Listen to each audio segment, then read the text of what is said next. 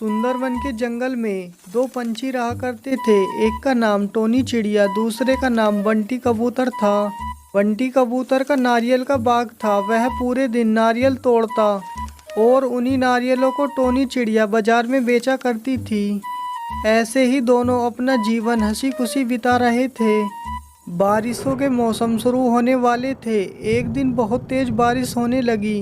तभी बंटी कबूतर टोनी चिड़िया से कहता है, अरे टोनी, बारिश तो 2 दिनों से रुकने का नाम ही नहीं ले रही। अगर ऐसा ही चलता रहा हमारे सारे नारियल खराब हो जाएंगे। अच्छा टोनी, मैं बारिश में ही बाग पर जा रहा हूँ। अगर बारिश बंद होने का इंतजार करूँगा तो सारे नारियल खराब हो जाएंगे। अच्छा जी, लेकिन आप बारिश के मौसम में पेड़ पर ध्यान से चढ़ना। बारिश की वजह से पेड़ की सारी शाखा गीली हो गई होंगी। और शाम होने से पहले ही जंगल से वापस लौट आना। क्या पता रात को मौसम और ज्यादा बिगड़ जाए। बंटी कबूतर बाग पहुंचते ही नारियल तोड़ने लगता है, लेकिन बंटी कबूतर को नहीं पता था कि पेड़ सभी गीले थे। वह अपना रोज की तरह नारियल तोड़ रहा था, लेकिन अचानक बंटी कबूतर का पैर फिसला और बंटी कबूतर नीचे गिर पड़ा। डॉक्टर साहब, वो ठीक तो हैं? वो ठीक तो हो जाएंगे?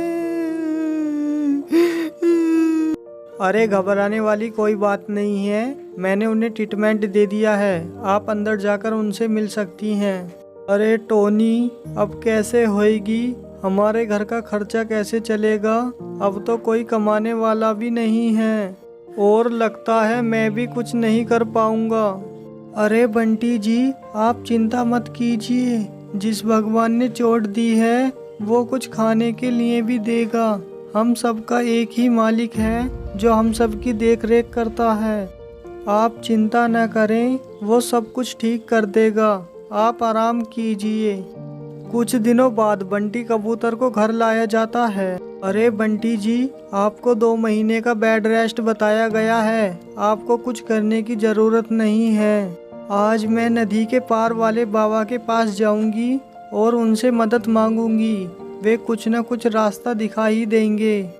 टोनी चिड़िया नदी के पार वाले बाबा के पास जाती है। बाबा जी, मेरे पति की गिरने से हड्डियों में फ्रैक्चर हो गया है। मेरे पति से अलावा मेरे घर में कमाने वाला कोई नहीं है। आप मुझे कोई काम बता दीजिए जिससे मैं अपने परिवार का खर्चा चला सकूं और अपने पति का इलाज करा सकूं। अरे बेटा देख, बारिश का मौसम भी आने वाला है। मैं तुझे एक राय देता हूँ। जो बीज मैं तुझे दूं उन्हें तू अपने खेतों में लगा देना। और वो कोई साधारण बीज नहीं, वे बल्कि जादुई बीज हैं। उन पर ढेर सारे जादुई छाते लगेंगे। उन छातों को तोड़कर तू बाजार में बेचा कर। उन पैसों से तू अपने घर का गुजारा कर लेना। क्या सच में बाबा जी? क्या कुछ ऐसा भी होता है? जादुई छाते भी पेड़ों पर लगते हैं? आप मुझे बीज दे दीजिए।